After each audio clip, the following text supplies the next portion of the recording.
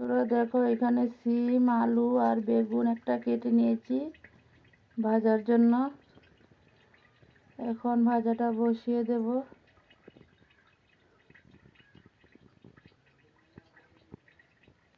এখানে পেঁয়াজ কেটে নিলাম, পেঁয়াজ ভাজাতে দেব আর মাছ চচ্চড়ি রান্না করব। দেখতে থাকো।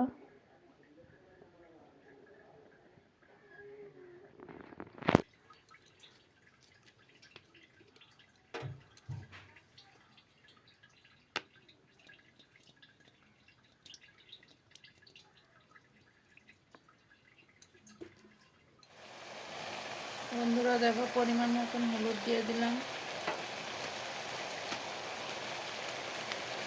এখন নুন দিয়ে দিই।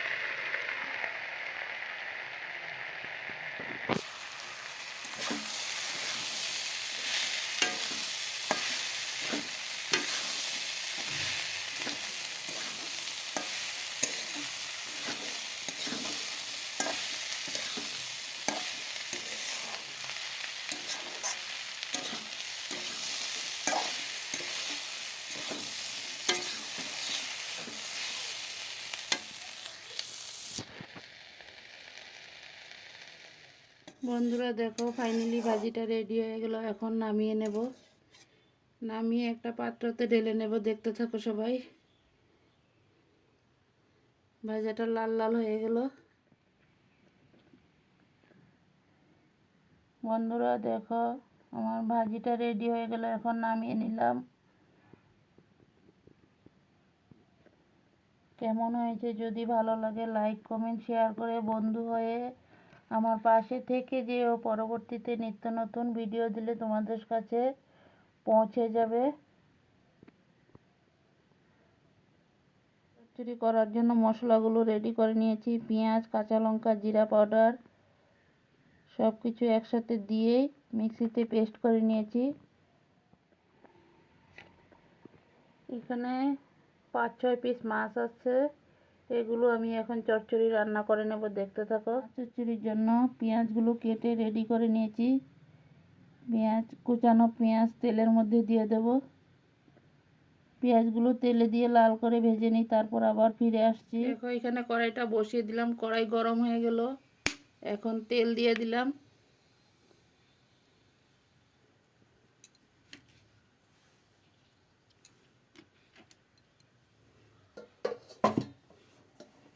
তেলের সাথে এখন পেঁয়াজগুলো ঢেলে দিই।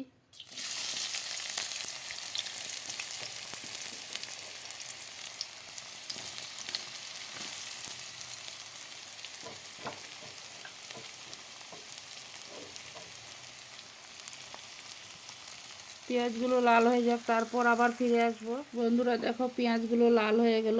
এখন মশলাগুলোকে ঢেলে দেই।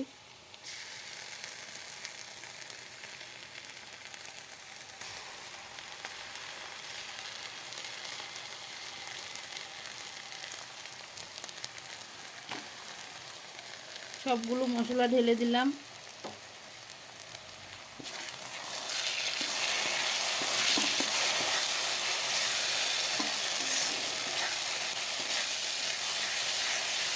মশলাটা ভেজে নেই, তারপর আবার ফিরে আসব।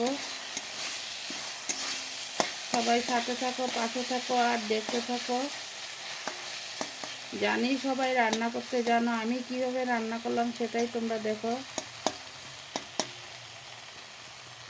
বন্ধুরা দেখো, কিছু হলুদ দিয়ে দিলাম, এখন দিয়ে দিব নুন।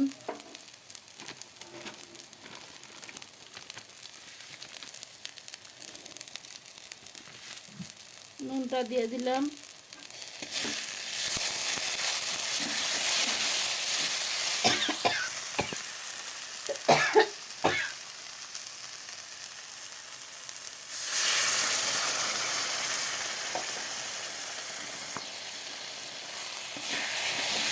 একটুখানি জল দিয়ে দিলাম মশলার ডিব্বা ধুয়ে, ভালো করে কষিয়ে নেব আরও।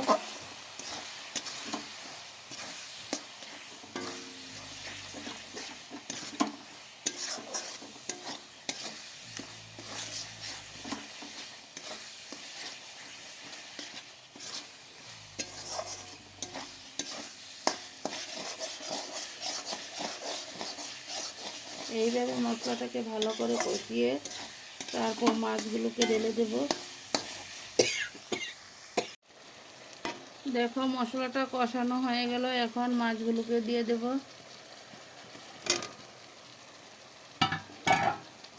মাছগুলো দিয়ে কিছু সময় কষিয়ে নেব, তারপর আবার ফিরে আসবো, দেখতে থাকো।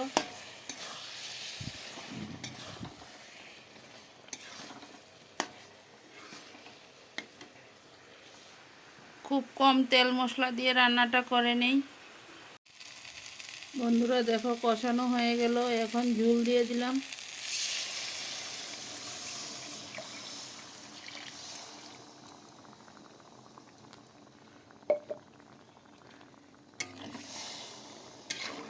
বেশি একটা ঝোল দিব না, খুব কম ঝোলে রান্না করব।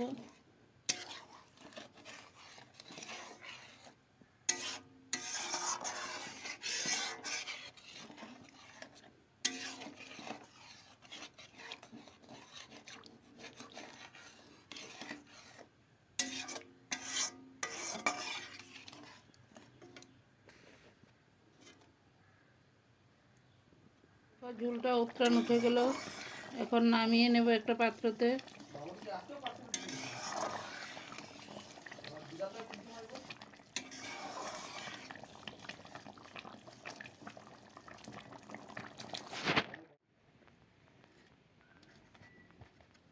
বন্ধুরা দেখো মাছের রেসিপিটা নামিয়ে একটা পাত্রতে ঢেলে নিলাম। কালারটা কেমন হলো, যদি ভালো লাগে লাইক কমেন্ট শেয়ার করে বন্ধু হয়ে আমার পাশে থেকে যেও।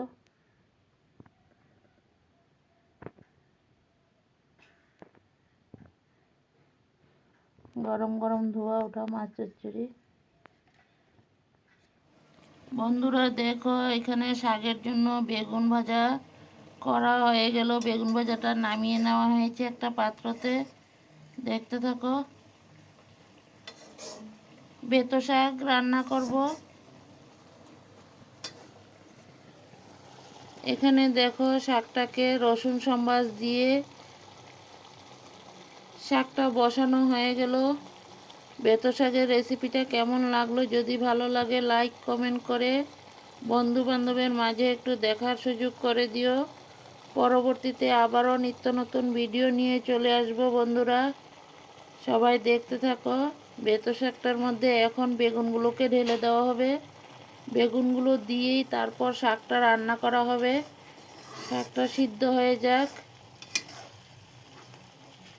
তারপর বেগুনগুলোকে ঢেলে দেওয়া হবে। দেখতে থাকো সবাই, আর এইভাবে সবাই সবার পাশে থাকো, সাথে থাকো। দেখো আমি শাকটা রান্না করে নিই, তারপর বেগুনগুলোকে ঢেলে দেব।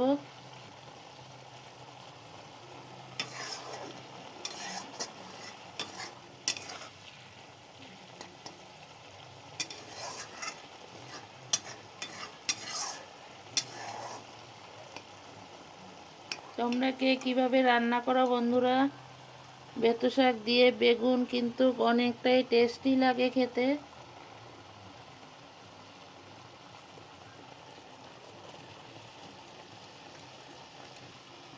দেখো আমি বেগুনগুলোকে দিয়ে দিলাম শাকের সাথে।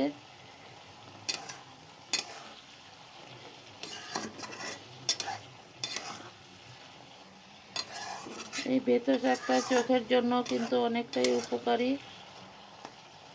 দেখো, শাকটা বেশি শুকাবো না, একটু ভিজা ভিজা করে রান্নাটা করে নেব।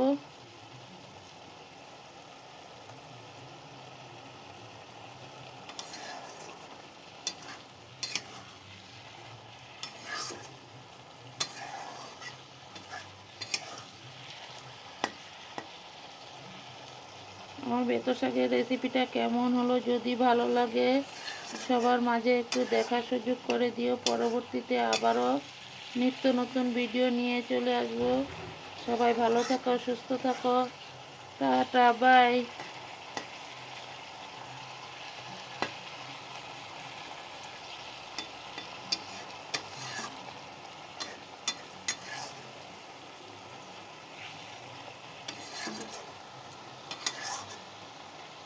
দেখো, আমার শাকটা রেডি হয়ে গেল, এখন নামিয়ে নিব। দেখো, এখানে বেগুন দিয়ে বেতো শাক রান্না করা হয়েছে, এখন নামিয়ে একটা পাত্রতে নেওয়া হয়েছে। সব কিছু একটু একটু করে তুলে ধরলাম বন্ধুরা।